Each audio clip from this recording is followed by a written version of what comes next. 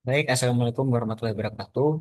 Saya Dewan Satrio Herlambang dengan NIM 10201240015 Jadi di sini saya akan menjelaskan mengenai aliran dan juga klasifikasi biaya.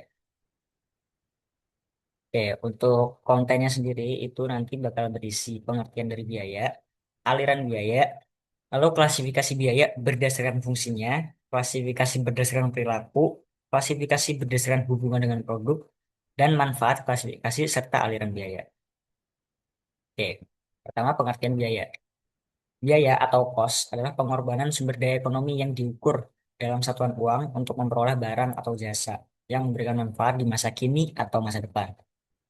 Dalam perusahaan manufaktur, biaya digunakan untuk menghasilkan suatu produk, menentukan harga pokok produksi, menetapkan harga jual, dan mengendalikan pengeluaran perusahaan. Oke, aliran biaya atau cost flow. Aliran biaya menggambarkan perpindahan biaya dari bahan baku hingga menjadi harga pokok penjualan.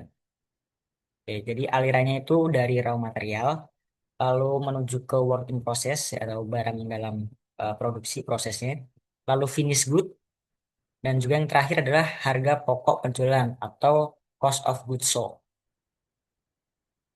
Oke, klasifikasi biaya berdasarkan fungsinya.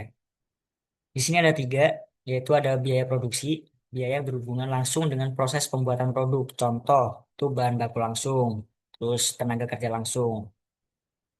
Lalu yang kedua yaitu biaya pemasaran atau biaya yang berfungsi untuk menjual atau mendistribusikan suatu produk. Contohnya seperti iklan, komisi penjualan, ataupun ongkos kirim.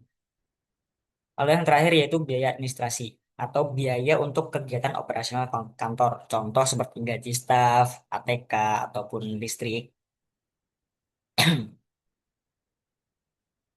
Oke, selanjutnya klasifikasi biaya berdasarkan perilaku. Di sini ada dua, yaitu ada cost fix, fixed cost, atau biaya tetap, dan juga variable cost atau biaya variabel. Jadi biaya tetap sendiri ini adalah biaya yang jumlahnya tetap meskipun volume produksi berubah. Contohnya seperti sewa gedung dan juga gaji manajer. Lalu yang kedua ada biaya variabel. Contohnya seperti biaya bahan baku atau upah per unit ataupun kemasan. Jadi biaya variabel ini berubah sesuai dengan jumlah produksi.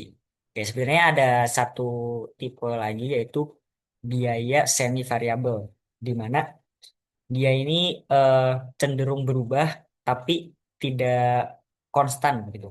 Contohnya seperti biaya salesman, jadi biaya berdasarkan komisinya gitu. Oke, selanjutnya biaya berdasarkan perilaku ini ada direct cost dan juga indirect cost, yaitu kalau misal direct cost adalah biaya yang dapat ditelusuri secara langsung ke produk yang dihasilkan. Contoh, misal kita mau membuat meja, meja kayu ya, berarti direct cost-nya adalah biaya untuk membeli kayunya ini, atau untuk di sini bukan meja ya, ini untuk eh, taplak meja itu kita butuh kain gitu. Jadi kainnya ini sebagai direct cost. Lalu indirect cost adalah biaya yang tidak dapat ditelusuri langsung ke produk yang dihasilkan, contohnya seperti gaji karyawan ataupun listrik. Lalu selanjutnya kita masuk ke manfaat klasifikasi dan juga aliran biaya.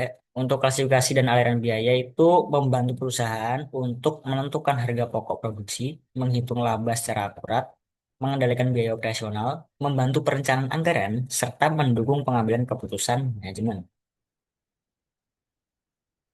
Oke, kesimpulannya adalah aliran biaya menunjukkan perpindahan biaya selama proses produksi, sedangkan klasifikasi biaya itu membantu perusahaan memahami jenis-jenis biaya berdasarkan fungsi, perilaku, dan juga hubungannya dengan produk.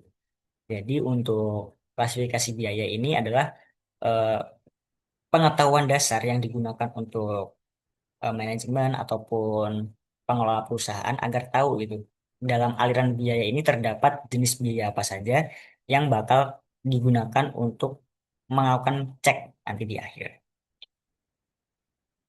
Oke, paling itu aja yang bisa saya sampaikan. Kurang lebihnya mohon maaf. Terima kasih. Wassalamualaikum warahmatullahi wabarakatuh.